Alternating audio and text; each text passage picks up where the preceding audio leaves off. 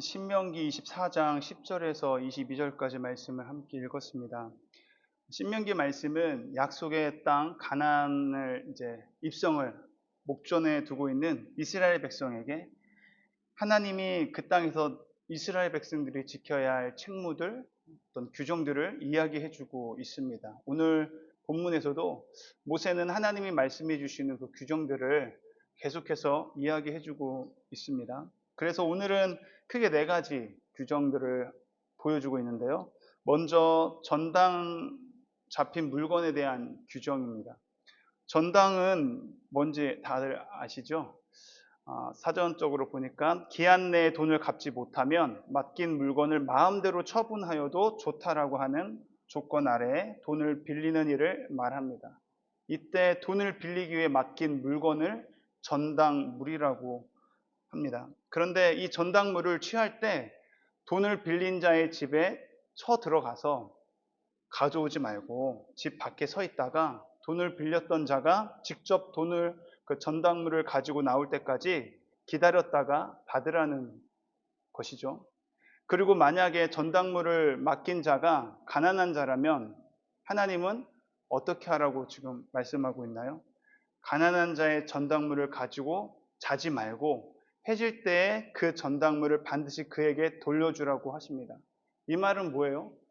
그날 전당물을 가난한 자에게 받았다면 그래서 해지기 전에 다시 돌려주래요. 이 말은 그냥 받지 말라는 이야기죠. 그것이 이제 하나님의 마음이라는 거예요. 가난한 자들을 하나님이 생각하신다라는 것을 우리가 말씀을 통해서 볼 수 있고, 또 이어서 품삯에 대한 규정이 나오죠. 마찬가지로 남의 일을 해주는 품꾼이 곤군하거나 비난한 자들, 즉 가난한 자들이라면 그가 형제이든지 나그네든지 그를 학대하지 말라고 하십니다. 뭐예요? 학대하지 말라는 게 막 때리고 막 그러지 말라는 것이 아니라 그런 의미도 포함되겠지만 그를 무시하거나 함부로 대하거나 하찮게 여기지 말라는 말이죠. 가난함으로 그 품삯을 간절히 바라고 있으니 해가 지기 전에 당일에 품삯을 또 주라고 말씀하고 있습니다. 막 미루지 말고 그날 당일에 그 가난한 자들의 품삯을 주라고 말하고 있어요. 이 일로 인해서 가난한 품꾼이 만약에 당일에 받지 못해서 내가 품삯을 받지 못했다라고 하며 하나님께 호소한다면 어떻게 돼요? 그렇게 되면 그것이 너에게 죄가 된다라고 말씀하고 있습니다. 그 다음 규정은 연좌제 금지 규정이라고 되어 있는데요. 연좌제라는 것은 뭐냐면 죄를 범한 자와 일정한 친족 관계에 있는 자에게 연대적으로 그 범죄의 형사 책임을 지우는 제도를 말하고 있습니다. 쉽게 말하면 제가 죄를 지었는데 그 죄를 제가 받아야 되는데 저를 포함해서 내 자녀와 와이프와 딸이 다 동일하게 가족이라는 이유만으로 똑같은 죄를 지었다라고 하면서 벌을 받게 되는 그런 제도를 말하는데 하나님은 죄를 지은 당사자에게만 그 죄에 대한 책임을 물으라고 말씀하고 있어요. 마지막으로 오늘 말씀해 주는 규정은 가장 보호받아야 할 약자들에 대한 규정입니다. 그 당시에 사회적 약자로 객이나 나그네나 고아나 과부들이 사회적 가장 약자였었는데 그래서 하나님 그 과부의 옷을 전당 잡지 말라고 하시고 또 추수할 때 모든 밭을 다 베지 말고 나그네와 객과 과부, 고아들이 먹을 수 있는 한 영역을 밭을 남겨놓으라고 말씀하고 있고요. 무슨 과일 나무든지 오늘 본문에는 감람나무와 포도나무에 대한 이야기가 나왔는데 그 나무에서 나는 열매를 다 따가지 말고 사회적 약자들을 위해서 남겨두라고 하나님 말씀하고 계십니다. 오늘 본문을 통해서 하나님의 백성으로서 우리가 어떻게 살아가야 되는지 하나님은 가르쳐 주고 있어요. 그것이 공의로운 삶이라는 것을 또 말씀해 주고 있고 그 공의로운 삶을 하나님이 어떻게 살아가야 되는지 인도해 주시는 것을 볼 수가 있습니다. 왜 하나님은 공의로운 삶을 가르치시고 그렇게 인도하시는 것일까요? 그것은 축복을 받는 인생으로 살아가게 하기 위함인 줄 믿습니다. 그 본문을 통해서 우리 깨달을 수 있는 것이죠. 13절 말씀을 함께 읽어볼까요? 13절 말씀 시작. 해질 때에 그 전당물을 반드시 그에게 돌려줄 것이라. 그리하면 그가 그 옷을 입고 자며 너를 위하여 축복하리니 그 일이 내 하나님 여호와 앞에서 내 공의로움이 되리라. 아멘. 우리가 공의롭게 살아가는 것은 이 하나님의 말씀에 순종할 때, 이 규정을 지키며 살아갈 때 공의로운 삶을 살아갈 수 있을 것이라고 주님이 말씀하고 계세요. 그렇게 되면 어떻게 될까요? 그런 규정대로 순종함으로 인해서 약자들, 그런 가난한 자들이 그에게 뭐 한다고 기억했죠? 너를 위해 축복한다라고 하고 있어요. 그들이 하나님의 말씀에 순종하는 삶을 살면 자연스럽게 축복의 열매를 맺게 된다라는 거죠. 뿐만 아니라 오늘 또 이런 말씀이 있어요. 19절 말씀을 보면요, 마지막 부분에 그리하면 약자들을 위해서 그런 밭을 남겨두면 내 하나님 여호와께서 네 손으로 하는 모든 일에 복을 내리시리라. 하나님의 말씀에 순종해서 약자들, 가난한 자들을 배려하고 그들을 또 섬길 때 하나님은 반드시 그 못 본 척 하는 것이 아니라 그렇게 섬기고 가난한 자들을 위해서 남겨둔 자들을 위해 하나님 복을 내려주신다고 말씀하고 있죠. 하나님께서 복 주실 뿐만 아니라 주변에 있는 많은 사람으로부터 또 칭송도 받고 또 인정도 받고 사는 그런 인생을 살아가게 된다는 거예요. 어떻게 하면 그렇습니까? 내가 이해가 되지 않아도, 내가 이해가 되든 안 되든 하나님의 말씀에 순종하면 하나님께서는 그 사람을 높여주신다는 것이죠. 믿으십니까?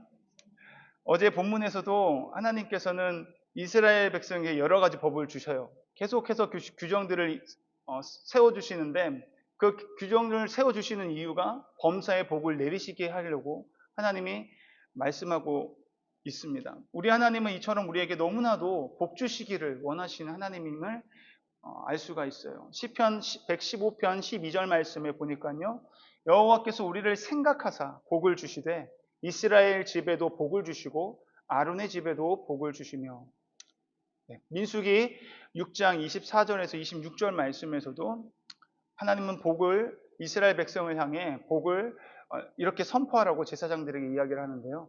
여호와는 너에게 복을 주시고 너를 지키시기를 원하시며 여호와는 그 얼굴로 너를 비치사 은혜 베푸시기를 원하시며 여호와는 그 얼굴을 너에게로 향하여 드사 평강 주시기를 원하노라 할지니라. 아멘. 이처럼 하나님은 우리에게 복 주시기를 원하시는 하나님이심을 우리가 알 수가 있죠. 하나님이 말씀해 주신 이 모든 규정은 결국 나를 위한 규정들인 줄 믿습니다. 잘 되게 하시기 위한 규정들인 줄 믿습니다. 그렇기 때문에 우리는 이 말씀에 어찌하든 순종하며 나아갈 수 있기를 축복합니다. 하나님의 말씀이 진리임을 믿기 때문에 이해가 되든 안 되든 순종할 수 있는 저와 여러분 될 수 있기를 주님의 이름으로 축원합니다. 하나님은 언제나 신실하시고 실수가 없으시며 약속을 반드시 이루시고 성취하시는 분이심을 믿기 때문에 그분의 말씀에 순종하는 것이죠. 말씀에 순종하는 삶을 살아갈 때 약속하신 복이 이루어져 감을 분명히 경험하게 될 줄 믿습니다. 그런데 여기에서 우리가 잘못하면은 함정에 빠질 수가 있는 것이 복을 내가 받기 위해서 순종해야 되겠다라는 생각을 할 수가 있어요. 그런데 하나님은 이 오류에 빠지지 않기 위해서 오늘 본문 말씀에서 또 이야기해 주시는 것이 있는데요. 하나님의 말씀에 순종하는 것은 그것이 마땅하기 때문에 순종해야 된다는 것입니다. 복을 바라보면서 하는 것이 아니라 마땅히 하나님의 말씀에 순종해야 하기 때문에 순종하면은 받게 되는 것이, 따라오는 것이 복이라는 것이죠. 우리를 죄에서 속량하신 하나님의 은혜를 반드시 기억하면 우리는 이 말씀에 순종하며 살아갈 수밖에 없다라는 것입니다. 그러면 이 일들을 행하라 하신 이유를 우리가 알게 될 것이고 이것은 곧 너에게 복이 된다라고 말씀하고 있는 것이죠. 그래서 오늘 18절 말씀을 함께 우리가 읽었으면 좋겠습니다.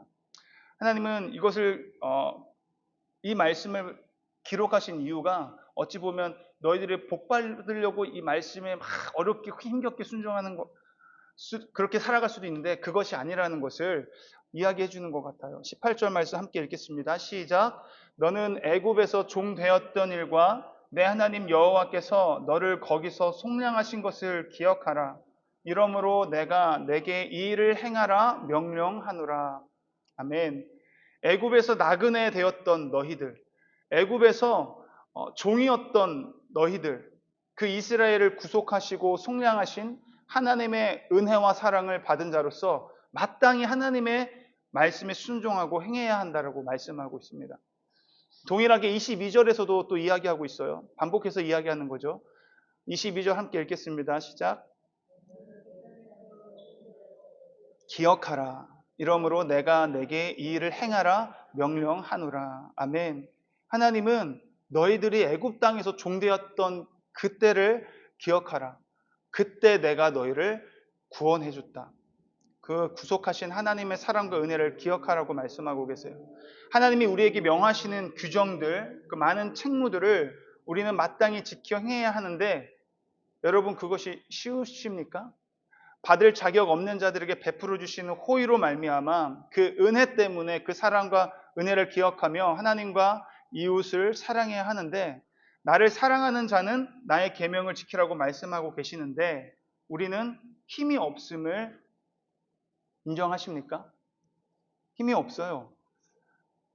요한복음 15장 12절 말씀에 예수님이 이렇게 말씀합니다. 내 계명은 곧 내가 너희를 사랑한 것 같이 너희도 서로 사랑하라는 이것이니라. 계명을 이 많은 규정들과 책무들이 있는데 이것을 하나로 딱 묶으면 뭐가 되냐면 결국은 하나님 사랑과 이웃 사랑을 말씀하고 있어요. 그래서 내가 너희를 사랑한 것 같이 너희도 서로 사랑하라고 이것이 가장 큰 계명이라고 말씀하고 있어요. 요한복음 15장 16절 17절 말씀에 보면요. 너희가 나를 택한 것이 아니요 내가 너희를 택하여 세웠나니. 아멘. 하나님이 이스라엘 백성을 선택했고요.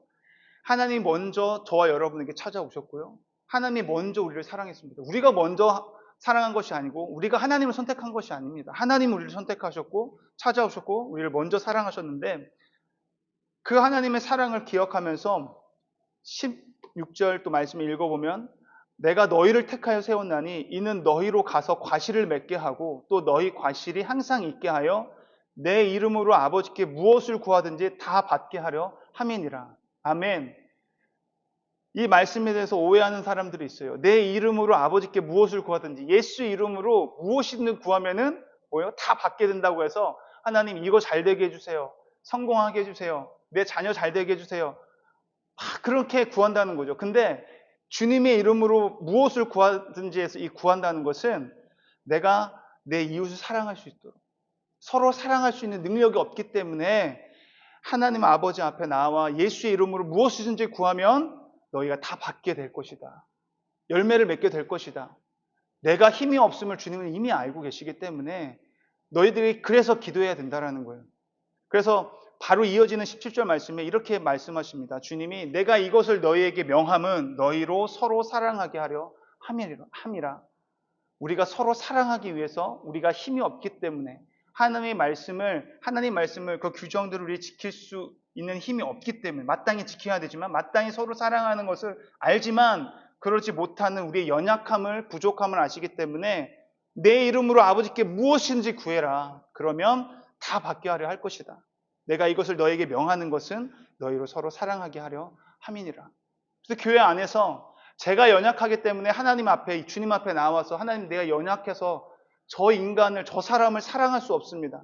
내가 연약해서 저 연약한 자를 하찮게 여기고 나도 모르게 무시합니다. 내게 유익이 되는 사람한테만 내가 잘 보이려고 하는 그런 연약함이 있습니다. 주님께 기도하며 나아갈 때 하나님께서는 그 기도를 들으시고 그 말씀을 순종할 수 있는 힘을 주신다는 거죠.